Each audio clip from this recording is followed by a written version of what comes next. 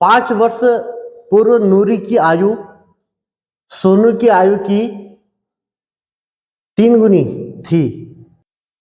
10 वर्ष पश्चात नूरी की आयु सोनू की आयु की 2 गुनी हो जाएगी, तो उनकी वर्तमान आयु ज्ञात कीजिए। ठीक, तो देखो जब सवाल को हम करेंगे तो सबसे पहले जब भी हम ये 5 आयु वाले सवाल करते हैं तो हमें एक चीज का हमेशा ध्यान रखना है कि आपको हमेशा वर्तमान आयु को मान लेना है। और पहले 2 लोगों की आयु की बात हो रही होगी, 2 लोगों की उम्र, 2 लोगों की आयु की बात होगी। पहले आपको 2 लोग पहचानने हैं किसकी आयु की बात कर रहा है, उसमें से एक की वर्तमान आयु x ले लेनी है और दूसरी की वर्तमान आयु y ले लेनी है। तो जैसे इस क्वेश्चन में हमारे क्या है कि नूरी और सोनू की बात हो रही है, तो हम क्या करेंगे, माना नूरी की वर्तमान आयु x वर्ष मान लेते हैं और सोनू की वर्तमान आयु क्या मान लेते हैं, y वर्ष मान लेते हैं। क्लियर हो गया। अब सवाल में है क्या कि एक भाषा दी हुई, देखिए आप पहली जो हेडिंग है, पहली जो लाइन है, ये लाइन को आप पहली कंडीशन समझ सकते हैं कि 5 वर्ष पूर्व नूरी की आयु सोनू की आयु की 3 गुनी थी। तो ये बात हो रही है 5 वर्ष पूर्व की, अभी की नहीं, अभी की आयु की नहीं, 5 वर्ष पूर्व की।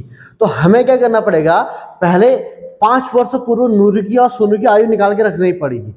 ठीक है, तो हम क्या करते हैं, 5 वर्ष पूर्व नूरी की आयु जो हो जाएगी, अगर अभी उसकी x है तो 5 वर्ष पहले कितनी होगी, x - 5 वर्ष हो जाएगी, है कि नहीं है। अगर आप अभी किसकी आयु 10 है तो 5 वर्ष पूर्व क्या होगी, 5 वर्ष पहले क्या होगी, 10 - 5 तो हो जाएगी।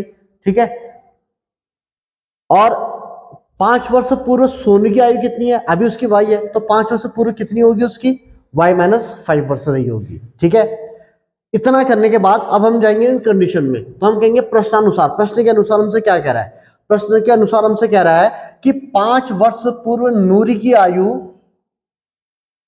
थी सोनू की आयु की 3 गुनी। देखो ये समझ लो, बिल्कुल ऐसे ही हमसे समझेंगे। 5 वर्ष पूर्व नूरी की आयु कितनी है, x - 5।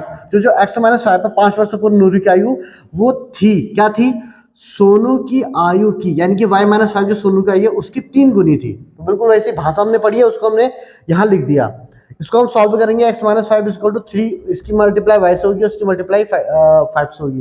तो उसे सॉल्व करेंगे आप, तो आपको मिल जाएगा x - 3y = -10। इसको बोलेंगे समीकरण 1। तो पहली जो कंडीशन थी उस कंडीशन से हमने पहली समीकरण निकाल दी है। क्लियर हो गया।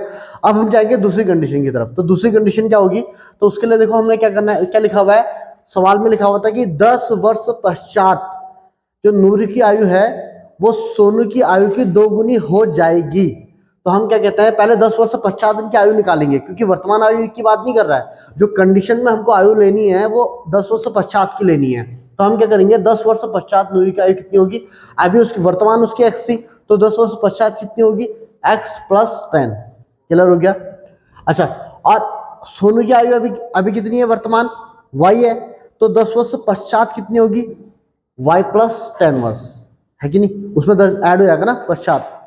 तो ये हमने पहले इनकी 10 वर्ष पश्चात हमने दोनों की आयु निकाल दी। अब हम बात करेंगे प्रश्नानुसार।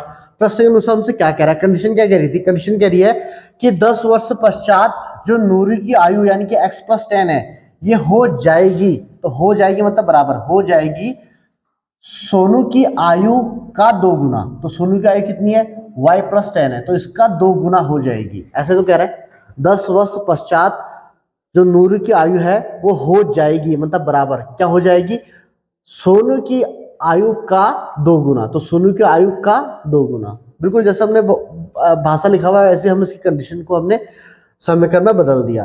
अब हम इसे सॉल्व करेंगे, 2 की मल्टीप्लाई y से 2 की 10 हो जाएगी, तो इसे सॉल्व करके आपका समीकरण आगे y - 2y = 10, ये आ गया समीकरण 2। यानी कि दूसरी वाली कंडीशन से आपने दूसरी वाली समीकरण बना दी है। हमारा काम यही होता है, पहली कंडीशन से पहली समीकरण बना दी, दूसरी कंडीशन से दूसरी बना दी है।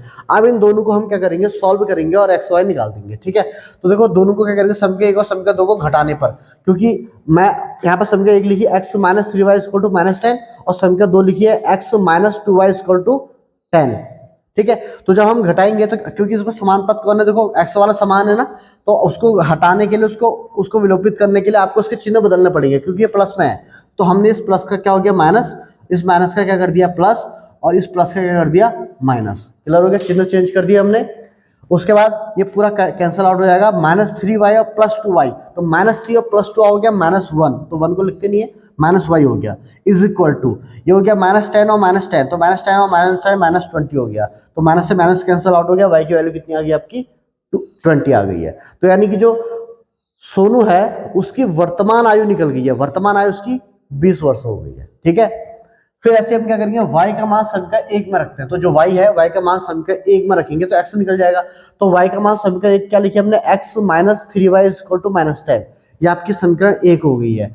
इसमें हम y की वैल्यू रखेंगे 20, तो x अपनी जगह है, माइनस अपनी जगह, 3 अपनी जगह, 3 और y के बीच में मल्टीप्लाई है, और y की वैल्यू कितनी आ गई 20 आ गई इक्वल टू -10, तो x अपनी जगह -3 20 जा 60 हो गया इक्वल टू -10 है, 60 इधर प्लस का माइनस का उधर जाएगा प्लस का हो जाएगा, और माइनस तो 10 अपना माइनस का है, ये 10 माइनस का, तो 60 में से 10 गया आपका कितना आ गया 50 आ चुका है। तो यानी कि जो x 50 आ गया, यानी कि जो नूरी है, नूरी की जो वर्तमान आयु है x जो मानी थी हमने वो कितनी आ गई अपनी 50 वर्ष आ गई है। तो हम लास्ट में लिख देंगे अतः नूरी की जो वर्तमान आयु है 50 वर्ष हो गई है, और जो सोनू की वर्तमान आयु कितनी होगी आपकी 20 वर्ष आपकी हो गई है। तो इस तरह से क्वेश्चन हो जाएगा आपका।